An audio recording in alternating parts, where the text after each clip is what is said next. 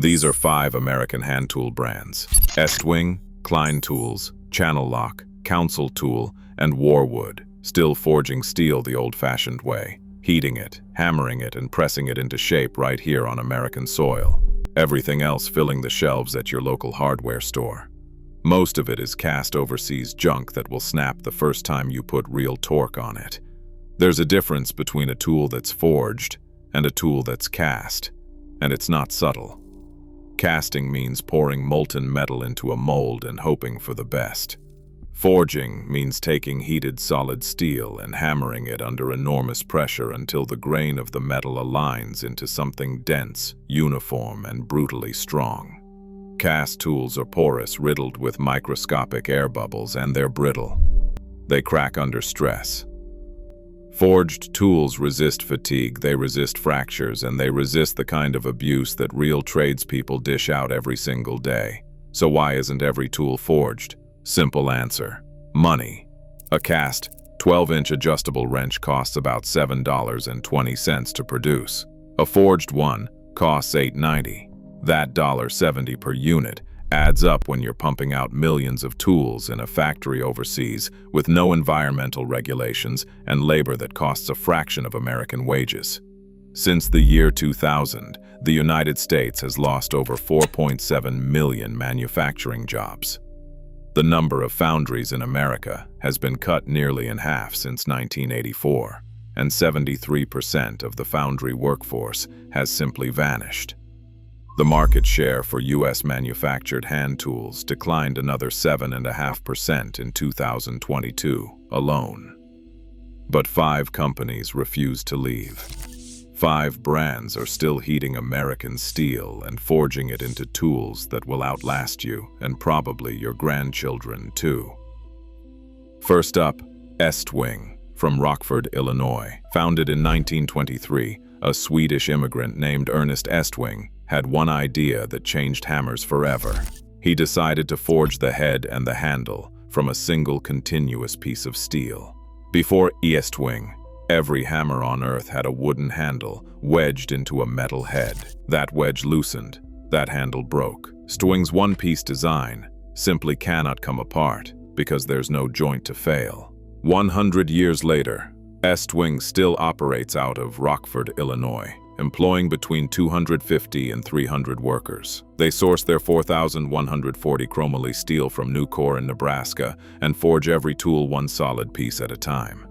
They've added nearly 70 robots to modernize the plant, but the principle hasn't changed since 1923. In 2005, the Smithsonian added an Estwing hammer to its permanent collection at the National Museum of American History. Neil Armstrong trained with an Estwing geology pick before heading to the moon. And here's the detail that tells you everything. Estwing offers a lifetime guarantee, and the most common reason someone buys a replacement is because they lost the original, not because it broke. Second, Channellock from Meadville, Pennsylvania. Founded in 1886, George B. Dearmont was a blacksmith who hand-forged farrier's tools in a small factory and sold them town to town out of the back of a wagon.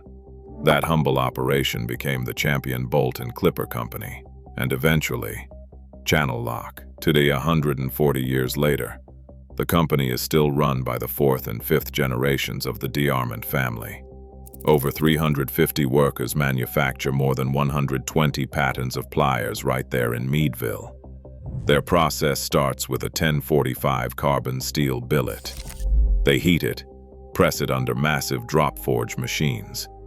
Then trim presses punch away excess material. Milling operations shape the halves, and laser heat treatment hardens the working surfaces to precise Rockwell hardness specifications.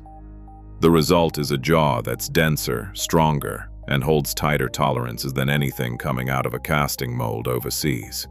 Those cheap pliers at discount retailers like Harbor Freight, their investment cost from lower-grade steel with soft handles that crack in a season.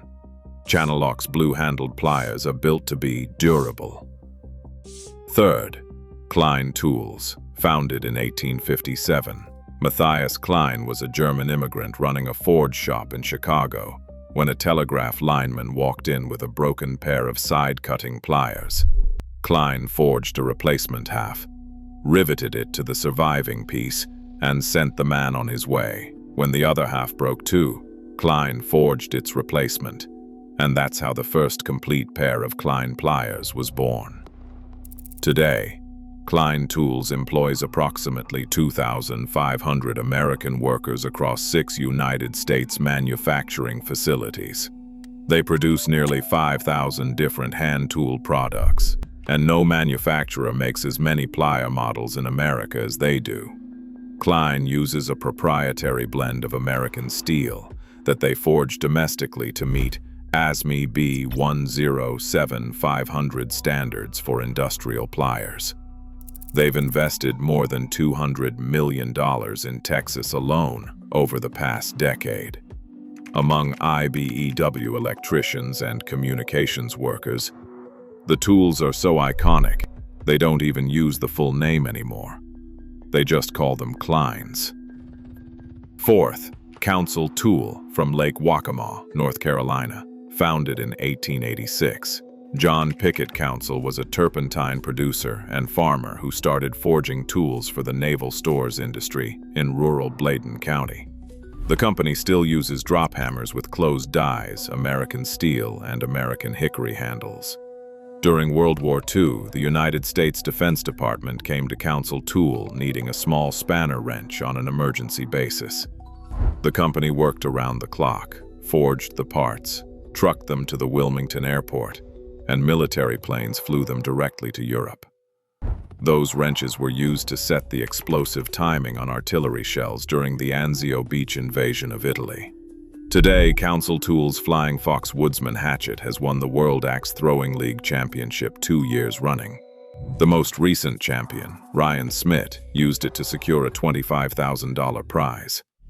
Over 135 years of forging, and the tools are still winning competitions against everything else on the market.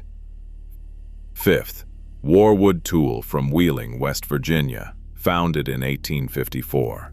This is the oldest company on this list, and they still forge tools by hand. By hand. They heat, forge, bend, grind, and handle U.S. steel to produce industrial-grade hammers, bars, and axes. American soldiers have carried Warwood tools into every war since the Civil War. Their entrenching mattock was used extensively in both world wars for digging foxholes and trenches. Their manufacturing facility was featured on the History Channel's documentary, The Men Who Built America, and that's fitting, because in a very real sense, Warwood tools literally did. Now, I want to be honest about something. There are other American companies still forging steel. Wright Tool in Barberton, Ohio, has been making forged wrenches and sockets since 1927. Vaughn and Bushnell out of Illinois made 10,000 striking tools a day before being acquired by Marshalltown. Snap-on still forges wrenches in Elizabethton, Tennessee. But not every product from every one of these brands is forged domestically. Some product lines are cast, some are made overseas. You have to read the fine print. Klein makes incredible American-forged pliers but sells screwdrivers produced in Taiwan.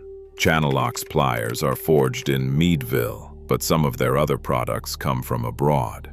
The lesson is simple. If you want a tool that won't fail when it matters, look for the forged stamp and look for where it was made.